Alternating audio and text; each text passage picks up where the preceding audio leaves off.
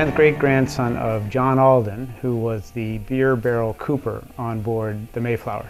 His job was to build the wooden barrels that held the beer that everybody on board drank. Nobody drank water on board ships in those days, and the reason was that the water, when stored in the hold, would quickly spoil. They didn't understand bacteria at the time, they just knew that people got sick.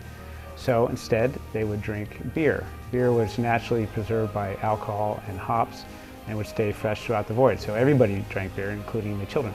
And the crew had a daily ration of about a gallon. One of the reasons that the Pilgrims chose Plymouth as a place to settle was the drinking water.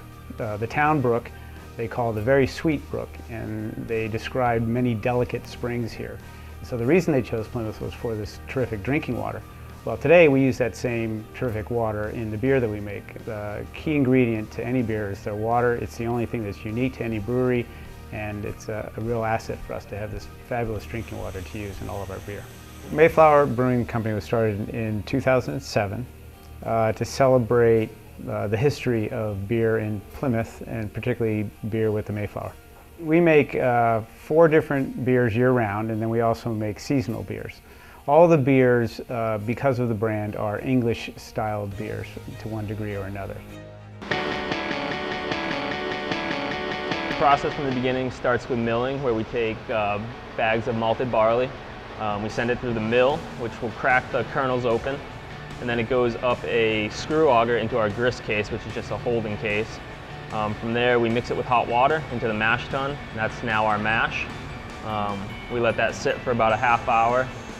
During that time, the enzymes that are in the malt will convert the starches in the barley to sugars that the yeast can ferment out later. And then after our mash rest, we boil off, which is recirculating that wort, and that catches the little particles that we don't want in the finished beer. Then we start our runoff, where we actually separate the liquid, the wort, from the spent grains. The spent grains go to a local farmer. They're fed to cattle and pigs. And then we keep the wort, we boil it, add hops. That's what's going to become our finished beer. Once we're done boiling and adding hops, we whirlpool it to settle all those hops out to the center. And then we do what's called knocking out, where we send it through a heat exchanger into one of the fermenters. We cool it from boiling down to about 70 degrees or so that the yeast doesn't get killed off. There it sits and ferments for about a week, and then conditions for a week. Help settle yeast out before it goes to filtering. We send it through the filter, and that's where the yeast and proteins are taken out. So now we're in the bright beer tank. The beer is flat, but it's filtered, and we have carbonation stones where we'll pump CO2 through, bring it up to carbonation, and then it's sent to packaging to either be kegged or bottled.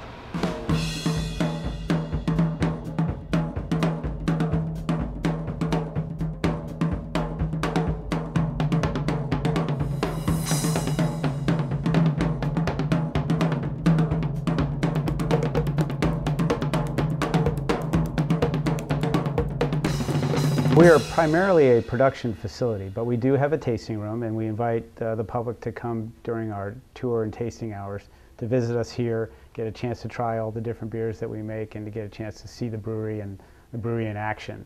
Everybody likes something a little different. Part of the reason that we make so many different styles is that everybody has a different palate, and some folks like the lighter style, some like the darker, some like the hoppy.